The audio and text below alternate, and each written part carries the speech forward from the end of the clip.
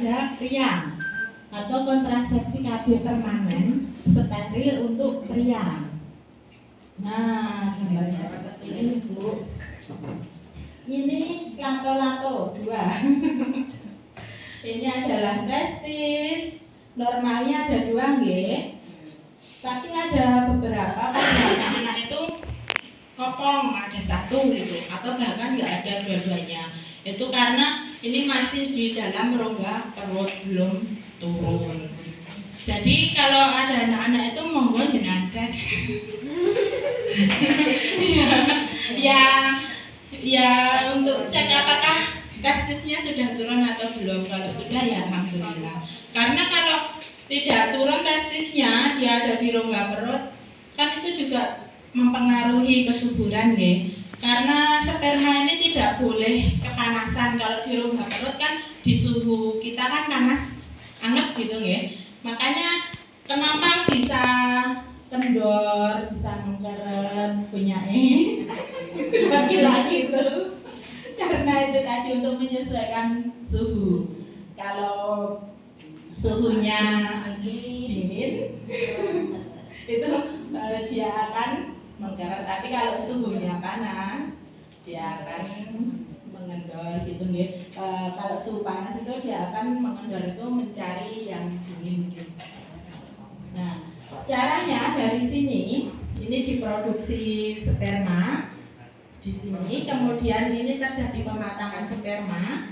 Sperma itu kemudian keluar lewat sini, kemudian dilumasi sama kelenjar sini, seminal fluid ini, kemudian akan dikeluarkan. Nah, dua-duanya ini memproduksi sel sperma. Jadi kalau yang normal itu sel sperma itu diproduksi sangat banyak. Kalau yang nggak normal ya hanya sedikit produksi spermanya. Terus kalau steril itu caranya gimana? Ini nih saluran sel spermanya ini yang diputus kemudian diikat. Ini diputus kemudian ini diikat, berarti ada 4 ikatan di sini. Jadi yang diputus itu bukan disunat di sininya, tapi ada di sini. Ini sangat cepat ya Bu, paling 15 menit sudah selesai. Nggak nyampe. Bisa lari-lari. Oh, bisa lari-lari setelah dioperasi. Pas saya ngeterke Pak Kopto itu cuma Pak, saya nggak usah diantar sampai rumah, saya tak payu bae.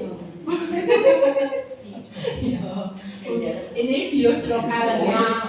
Terus lari. Mau aku ke dulu beli bapaknya.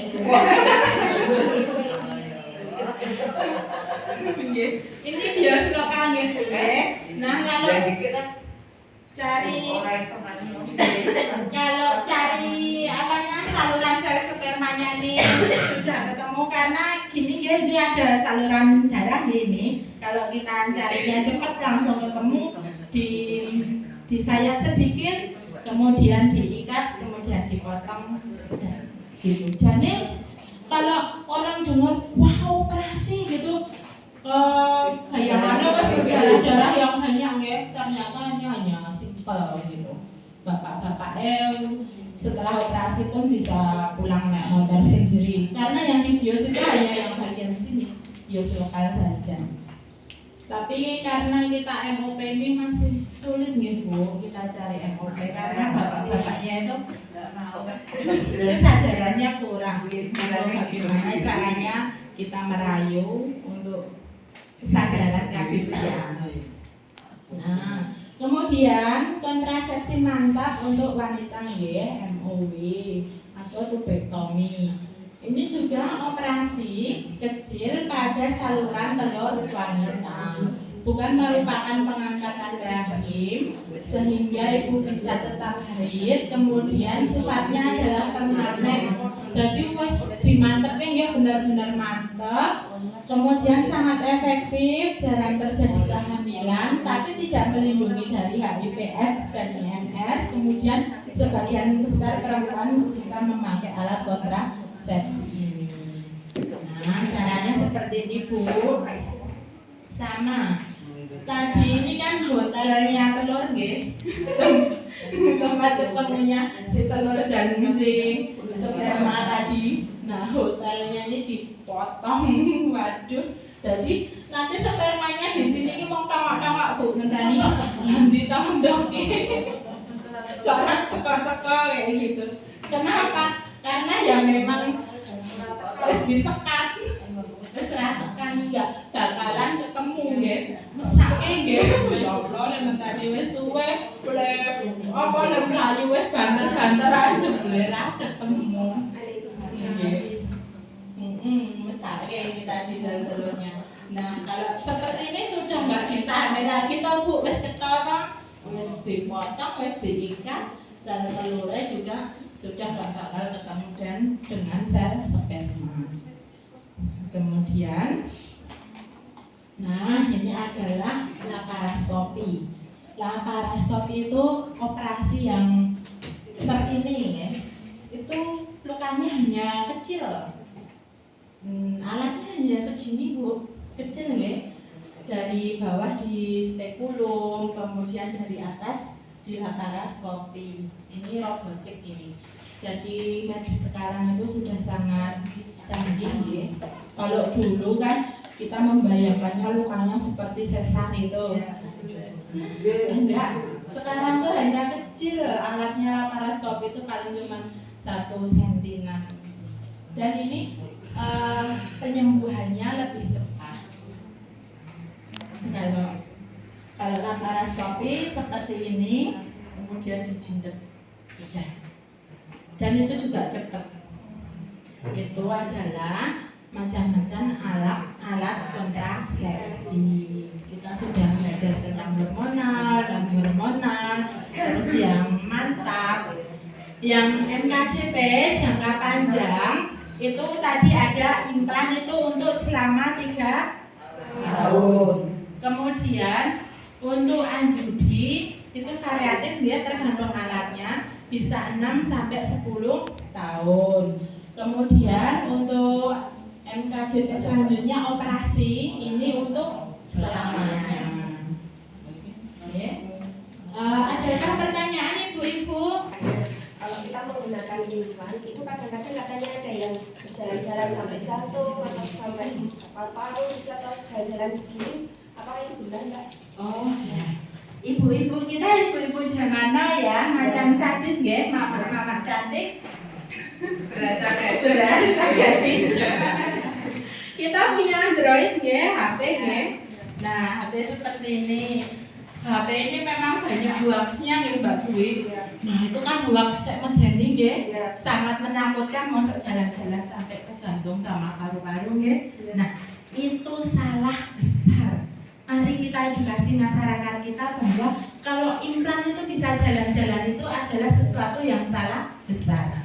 Karena implan itu kan ditanamnya di bawah kulit. Di bawah kulit ada lemak. Nah, lemak itu mengikat atau memfiksasi. Jadi tetap di situ. Implan itu tidak masuk ke saluran darah. Jadi ya ibaratnya ini ditandur neng lemah gitu, nggak masuk got gitu. Got ini kan saluran air ya, yang bisa membawa kemana-mana. Dia ditandurnya itu ada di lemak. Sudah diam aja di situ. Nah, kecuali kalau ibunya tambah gendut, lemaknya tambah banyak. Jadi tidak bisa diraba. Wah, implan kuning dia kayak gitu. Terus nanti kalau jalan-jalan kok sampai ke jantung, nyumpati pembuluh darah, pasti sudah stroke ya.